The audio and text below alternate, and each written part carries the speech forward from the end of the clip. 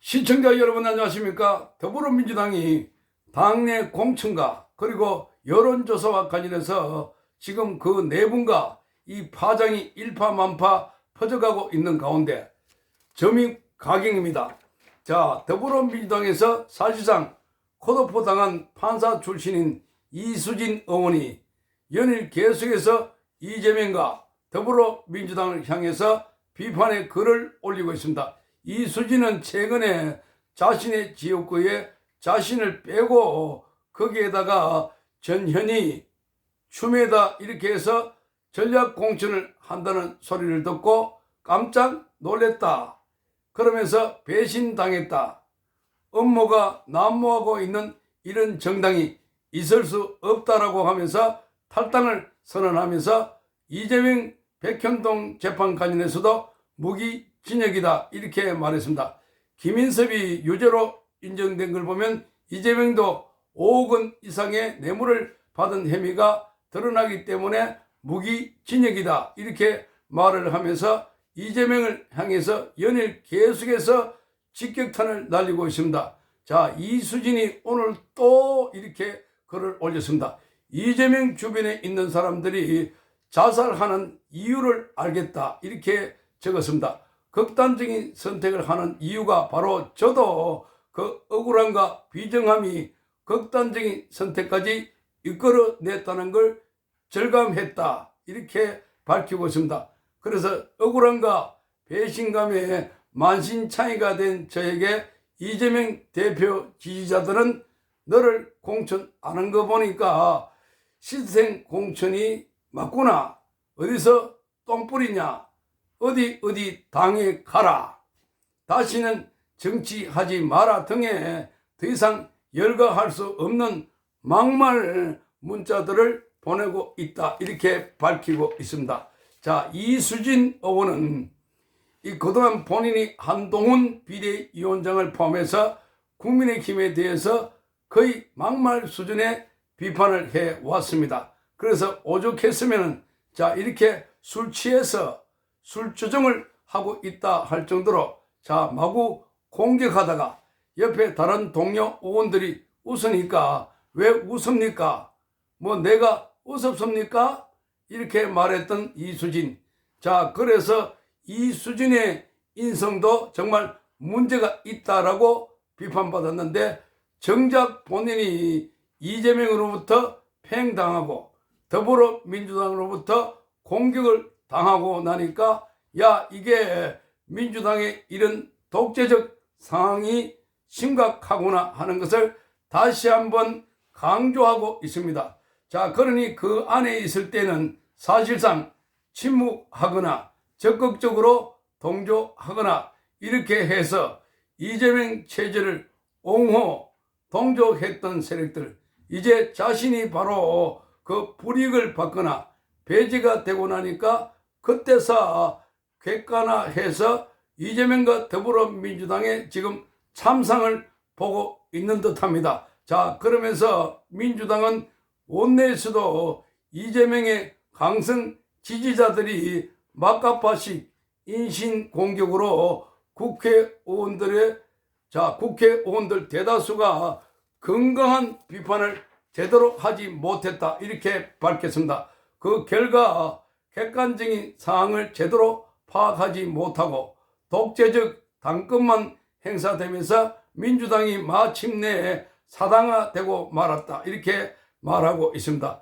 자, 이거는 어제 오늘의 문제가 아닙니다.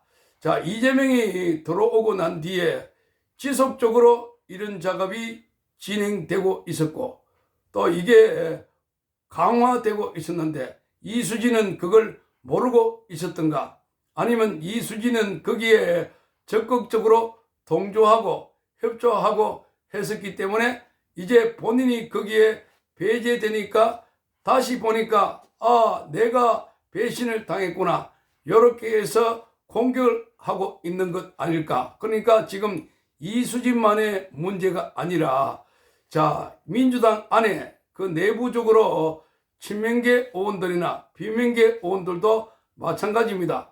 입 다물고 있는 이 비명계 의원들도 자 거기도 대부분 지금까지 이재명 체제를 옹호해 왔다 하는 것을 알 수가 있습니다. 그러니까 거기 안에서 국회의원이라고 하면은 자체적으로 독립적인 헌법기관입니다. 당의 대표가 있지만 당 대표가 국회의원을 지배하지는 못합니다.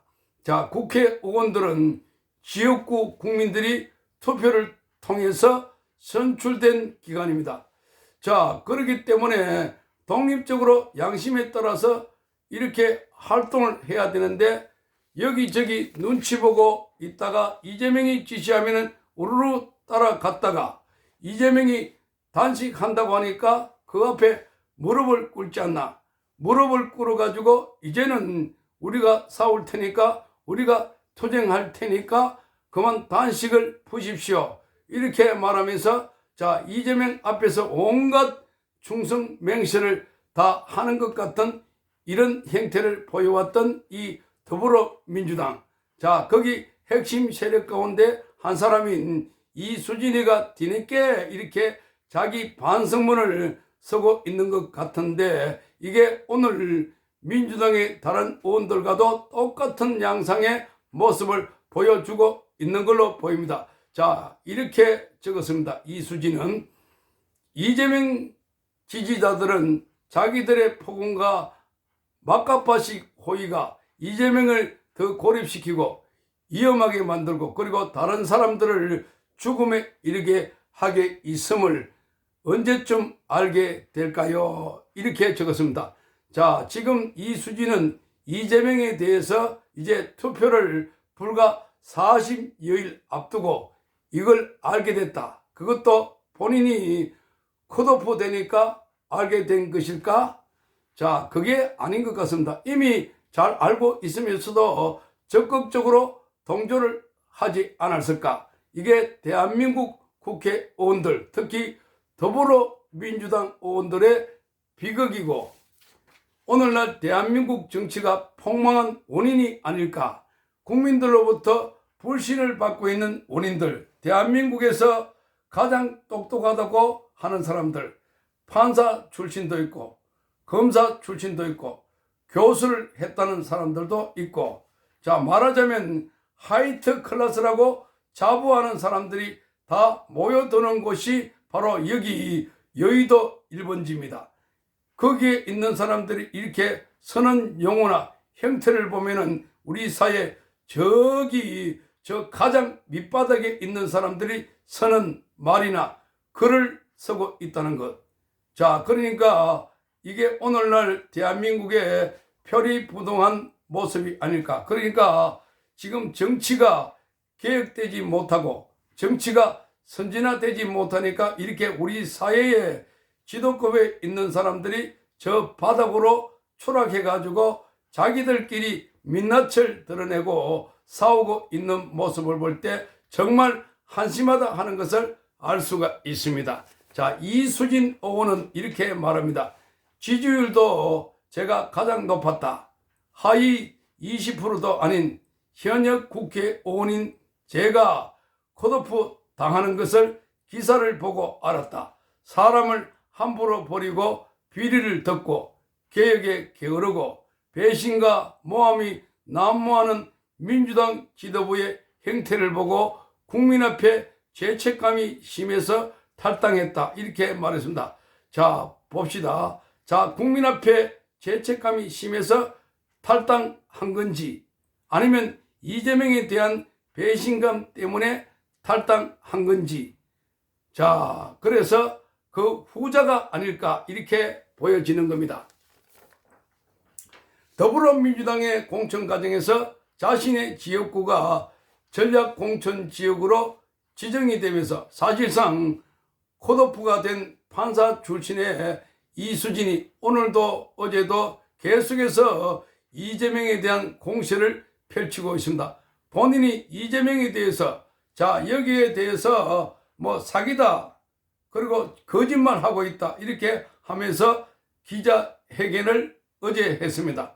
자, 이재명의 백현동 관련 재판을 보니까 대국민 거짓말을 하고 있다 이렇게 주장을 했습니다. 그런데 자, 이수진이 발언 수위를 더 높여가고 있습니다. 이수진은 이재명의 백현동 재판 기록이나 판결문을 보니까 최고형은 무기징역이다 이렇게 말했습니다. 이재명의 혐의와 관련해서는 그동안 본인의 뇌물에 관한 액수가 5억 원 이상이라서 특가법상 무기징역이다 이렇게 말했습니다.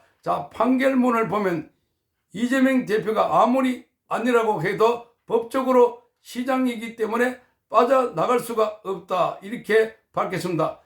특히 이재명의 측근이면서 로비스트 백현동 개발에 로비스트 활동을 했던 김인석 거기서 그래서 거기 아시아 디벨로퍼라는 시행사로부터 77억 원을 받아가고 그래서 김인섭이가 로비를 해가지고 그래서 용도 변경을 4단계나 올렸다는 겁니다. 용도 변경 백현동 그 부지 용도 변경을 4단계 상향 조정했다는 겁니다. 이재명은 이에 대해서 이 용도 변경을 그 당시 박근혜 정부 국토부가 압박을 해가지고 그래서 4단계 올려줬다라고 했는데 이게 거짓말로 드러났습니다. 그러니까 지금 김인섭의 로비에 의해서 이렇게 된 거다. 이렇게 지금 재판 결과가 나왔고 김인섭이 징역 5년형의 추징금 60억 원 이상을 선고받았는데 그래서 김인석 재판부가 그렇게 판단하면은 이재명 재판부도 그렇게 판결한다 이렇게 말했습니다. 이를 부인하는 건 반성을 안 하는 거기 때문에 재판부는 앞으로 계속해서 형을 올릴 것이고 강성 지지자들이 시위를 하면은 조국골이 난다. 조국골이 날 수가 있다. 계속 부인하면은 법정 최고형이 바로 나올 수가 있다. 그렇게 하면은 지금 5억 원 이상이라서 특가법상의 무기징역이다. 이렇게 직격탄을 날렸습니다. 이거를 보면 이수진은 자신이 지금 컷오프 되는 이런 상황에서 한을 품고 이재명에 대한 맹공격을 펼치고 있는 것이 아닐까 이렇게 봐지는 겁니다. 이재명의 의정활동, 이 국회 출석도 그렇고 법안 발의도 그렇고 이 형편없이 낮은 걸로 조사가 됐습니다. 그럼에도 불구하고 이재명은 어떻게 해서 하위 10%, 하위 20% 안에 들어가지 않았을까? 공천도 받을 수 없는 상황 같은데 공천을 버젓이 받을 수 있는 상황을 만들어 놓고 다른 사람들 그러니까 지금 의정 활동을 열심히 했다고 하는 김영주 국회 부의장이나 박용진 의원이나 송갑석 의원 이런 사람들은 하위 10% 또는 20%에 묶고 났다는 겁니다. 그래서 지금 하위 10% 같은 경우에는 아예 컷오프 대상이 된다고 합니다. 그러니까 지금 김영주 국회 부의장 같은 경우는 바로 탈당을 했다. 그러면서 이렇게 말을 합니다. 이재명에 대해서 조롱을 받았다. 모욕을 받았다. 이렇게 말하고 있습니다. 신뢰를 할 수 없다는 겁니다. 그런데 이재명의 이런 점수 관련해서 본인이 이재명도 하위 20%에 차단됐다 하는 이야기가 나오고 있습니다. 서울신문이 단독으로 보도한 바에 따르면 이재명도 하위 20%에 포함됐다 하는 논란이 있었는데 이걸 차단시키기 위해서 당 대표에 대해서는 점수가 조정 가능하다 하는 현역 평가 직전에 룰을 바꿨다 하는 겁니다. 그러니까 당 대표나 국무위원들 이런 사람들은 의정 활동을 하기가 쉽지 않다. 그래서 점수를 조정 가능하도록 바꿨다는 겁니다. 원래는 당 대표는 가산하기 위해서 조정을 애매하게 바꾸어 가지고 점수 폭을 확대하도록 그렇게 의구심을 갖고 있다 이렇게 말하고 있습니다. 이 야권에서는 이재명이 평가 하위 20%에 포함됐을 가능성이 있다 하는 소문이 돌기도 했다고 서울신문은 보도했습니다.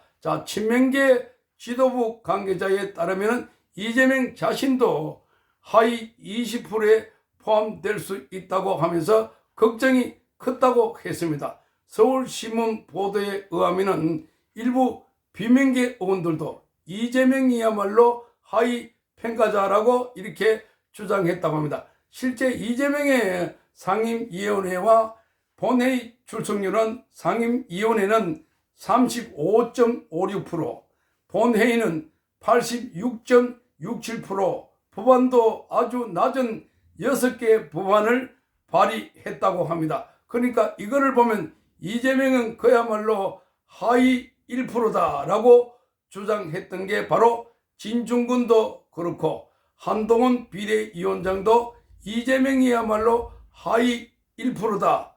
이를테면 단식하고 재판 받으러 가고 언제 국회에 참석하고 했느냐. 그런데 지금 이재명은 하위 10%, 20%에 들어가 있지 않다는 겁니다. 그러면 어떻게 해서 이재명은 하위 10%, 20%에 들어가지 않고 있는가? 이거와 관련해서 이재명이 여기 들어가지 않는 이유는 바로 이재명이 자기와 관련해서 당대표에 대한 평가는 조정이 가능하다고 관련 서류의 문건을 수정했다고 합니다. 이재명 대표가 하위 20%에 포함되는 걸 막고자 한 것이다 하는 의혹이 제기되고 있습니다. 민주당은 지난해 9월 15일 날 국회의원의 평가 분야 이런 서류를 통해서 당대표와 국무위원의 경우에는 수행기관에 비례해서 입법 수행 실적과 위원회 수행 실적, 본회의의 질문 수행 실적의 평균 점수를 가산한다 이렇게 돼 있다고 합니다. 당대표와 정부 부처의 장관으로 활동하는 의원은 의정 활동을 평시처럼 하기 어렵기 때문에 그래서 예외 조항을 둔 겁니다. 민주당은 다시 뒤인 같은 해 9월 20일 날 당무위원회에서 해당 안건을 의결했습니다. 그런데 지난해 10월 6일 각 의원실에 배포된 평가 기준 자료에는 해당 부분이 이렇게 바뀌어 있습니다. 당대표와 국무위원의 경우 수행 기간에 비례해서 입법 수행 실적 등 일부 항목 점수 조정 이렇게 되어 있습니다. 점수 조정이라고 이렇게 되어 있습니다. 평가가 이루어지기 직전에 평균 점수를 가산한다 이렇게 되어 있는데 그거를 점수 조정할 수 있다. 10월 6일 날 문구가 조정이 된 겁니다. 그러니까 평가하기 직전에 이재명을 봐주려고 결국은 이재명 대표를 점수를 조정하려고 이렇게 그래서 이거 조정이라는 용어를 써가지고 가산이 아니라 조정이라고 이렇게 수정했다는 겁니다. 그러니까 조정이라는 말은 가산하고 다르죠. 가산이라는 것은 그 점수 폭이 조금 한정되어 있지. 그렇지 않습니까? 그런데 이 조정이라는 말은 이게 대폭으로 조정할 수 있다. 이렇게 되는 겁니다. 그래서 지금 친명계에서는 당대표의 경우 평가가 제외된다고 주장하는 이유가 이러한 조항을 근거로 삼는 것으로 보인다고 서울신문은 말하고 있습니다. 그래서 이재명은 하위 10%, 20%에 들어갈 리가 없다는 겁니다. 조정이라는 이 문구가 들어가 있기 때문에 그렇다는 겁니다. 그래서 더불어민주당의 불공정 경선, 불공정 공천이 지금 이 파장이 일파만파 커지고 있습니다. 노웅래 의원은 자신의 컷오프에 대해서 이것 또한 나만 선거 재판을 받고 있는 게 아닌데 왜 나만 컷오프 하냐 이렇게 하면서 당 대표실 그 옆에 있는 회의실에서 단식 농성에 들어갔습니다. 자, 판사 출신의 이수진 의원은 자신의 컷오프에 대해서 이재명의 백현동 여기에서 거짓말을 했다. 백현동에서 거짓말을 했다. 이렇게 폭로를 하면서 이재명에 관한 직격탄을 날리면서 탈당을 한다. 이렇게 선언을 했습니다. 자, 이 당에 있는 원로들도 지금 공천 과정이 불투명하다. 그리고 친명의 공천을 주기 위해서 회개한 여론조사를 하고 있다는 비판을 쏟아내고 있습니다. 그러니까 이재명과 관련되어 있는 특정 여론조사가 이 여론조사하는 과정에서 자, 그래서 현역 의원들, 비명계 국회의원들을 빼고 여론조사를 했다거나 또는 문학진 전 의원의 말에 의하면 또는 문학진 전 의원은 여론조사를 할 때 그 수치를 조작해서 보고하면은 이 결과를 가지고 그래서 이재명이 지금 현역 의원들에게 불출마를 독려하고 있다. 이렇게 말했습니다. 이재명은 지금 끄떡도 하지 않고 있습니다. 원래 뭐 하던 대로 하고 있다. 이렇게 말을 하고 있습니다. 자, 공천에서 1등이 있으면 꼴찌도 있을 수도 있고 섭섭하겠지만 그게 혁신에 따른 진통이다. 이렇게 말을 하고 있습니다. 자, 어쨌든 이런 상황에서 22일 날 SBS 단독으로 보도한 내용을 보면 지금 총선용 여론조사를 하고 있는 이 과정에서 자, 이동통신사가 가입자들의 휴대전화 가상번호를 제공하고 이 휴대전화 가상전화 번호를 가지고 여론조사를 하고 있습니다. 그러니까 조사 지역 내 유권자를 골라내는 기준이 휴대전화 요금 청구지라는 것입니다. 자, 이거를 보면 여기 강주 또는 여기 무슨 뭐 대전 이런 식으로 휴대전화 요금 청구지에 있는 그 전화번호를 보고 그래서 거기에 전화를 해가지고 누구를 지지하느냐 이렇게 따지는데 그런데 문제는 이 휴대전화 청구지 수용 주소를 바꾸어서 여론조사에 대비하는 경우가 생겼다는 겁니다. 자, 실제로 한 예비 후보자를 지지하는 SNS의 대화방에서 이런 논의가 오고 간 내용이 정황이 포착됐습니다. 그러니까 이 여론조사를 할 때 아예 그 여론조사를 자기에게 특정인에게 유리한 답변을 할 사람, 이 유리한 답변을 할 사람이 휴대전화 요금 청구지 수령 주소를 다른 지역으로 옮겨가지고 거기서 전화를 받는다는 겁니다. 자, 이걸 보면은 지금 교묘하게 이 전화번호를 조작해가지고 그래서 청구지를 바꿔가지고 그래서 전화를 하고 거기에 이미 계획된 답을 얻어가지고 봐라 이런 조사를 하니까 이렇게 나왔다. 당신은 몇 등으로 나왔다. 당신은 꼴찌로 나왔다. 이런 식으로 지금 해서 사퇴를 종용하거나 또는 컷오프를 하고 있다는 겁니다. 서울의 한 민주당 지역구에 예비 후보 캠프가 개설한 SNS 방에서는 자, 경선 여론조사 전화를 받기 위해서 휴대전화 요금 청구지 주소를 거주 중인 해당 지역구로 바꿔야 한다면서 이른바 두더지 작전 이 안내글이 올라와 있습니다. 한 참여자가 친정 어머니의 요금 청구 주소를 자기 집으로 변경을 했는데 과거 경선 때는 부모님에게 걸려온 여론조사 전화를 자신이 직접 받아서 응답했다. 이렇게 적었습니다. 자, 정당의 경선 여론조사는 이동통신사가 제공한 가상 번호로 진행되는데 요금 청구지가 해당 지역구에 등록된 사람이 그 대상입니다. 지지율 높이기 위해서 지역구에 살지 않는 사람의 전화 요금 청구 주소를 옮기려는 정황이 포착된 겁니다.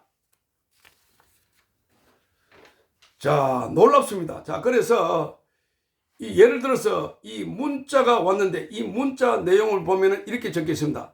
저는 우리 친정 엄마 핸드폰을 우리 집으로 변경 완료했습니다. 이렇게 문자에 적혀 있습니다. 자, 이걸 보면 지금 서로 요금 청구서가 자기 집으로 오면 그러면 거기에 자기 집에 걸려온 전화를 자기 어머니 대신 자기가 전화를 받아가지고 답변을 한다는 겁니다.